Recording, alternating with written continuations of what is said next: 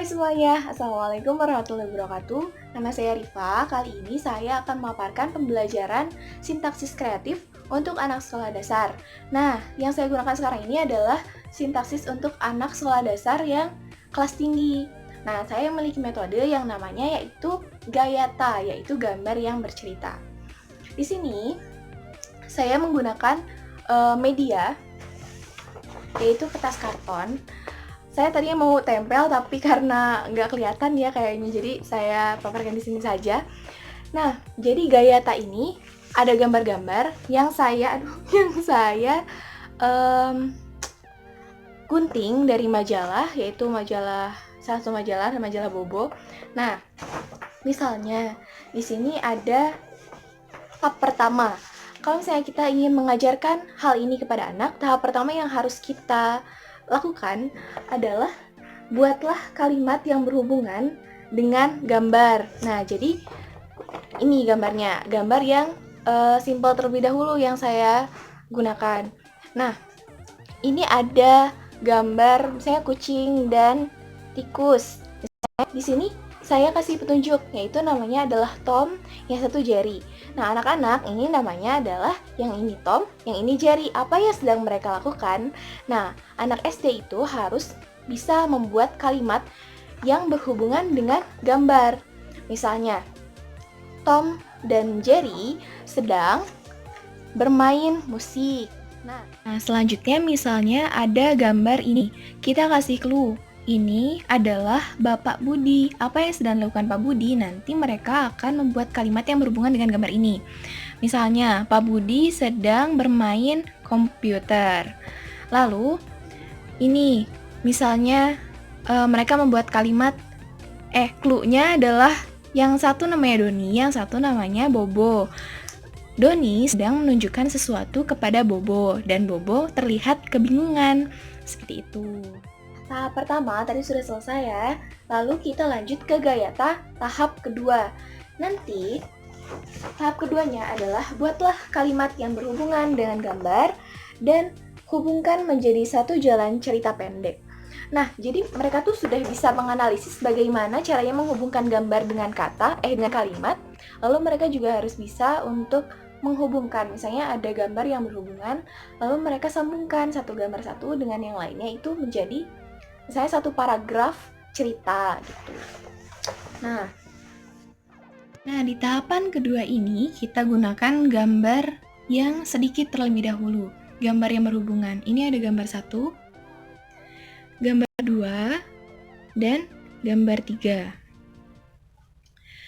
Nah, kita tugaskan kepada anak-anak untuk membuat kalimat dari gambar 1. Misalnya kita kasih clue, dia namanya adalah Arif.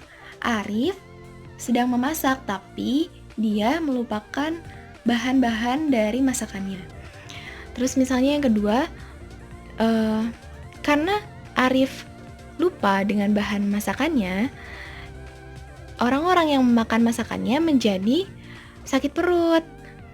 Lalu gambar ketiga, Arif akhirnya bisa membuat masakan yang enak berkat pamannya yang berprofesi sebagai koki. Nah, tahapan yang ketiga, karena tadi tahapan pertamanya sudah membuat kalimat yang berhubungan dengan gambar, tahapan keduanya kita melatih anak untuk bisa menghubungkan gambar satu dengan yang lainnya menjadi satu paragraf cerita pendek. Nah, yang ketiga, kita coba anak-anak untuk menghubungkan semua gambar ini menjadi satu jalan cerita, karena menurut saya dengan banyaknya gambar, anak-anak tuh bisa mudah untuk mengerti satu pembelajaran gitu, termasuk pembelajaran sintaksis ini. Dan juga karena cerita itu termasuk hal yang menarik untuk anak, jadi mungkin ini akan menarik untuk mereka pelajari. Nah, ini ada yang saya buat, jadi lengkapilah gambar-gambar di bawah ini dengan kalimat yang sesuai, lalu hubungkan menjadi satu jalan cerita. Nah, kita kasih petunjuk dulu. Nama tokohnya itu adalah Paman Kiku, yang ini, terus Husin yang ini, Asta yang ini. Nah, ini apa yang sedang dilakukan Paman Kiku, misalnya seperti itu. Lalu ini, lalu disambung ke sini, ke sini, sini, sini, ke sini, dan ke sini. Nah, sekarang saya akan coba membuat satu jalan cerita dari gambar-gambar gayata yang telah saya siapkan.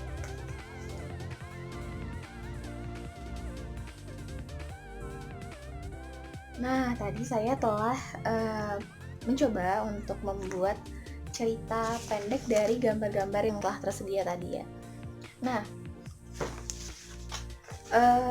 jadi dari gambar-gambar ini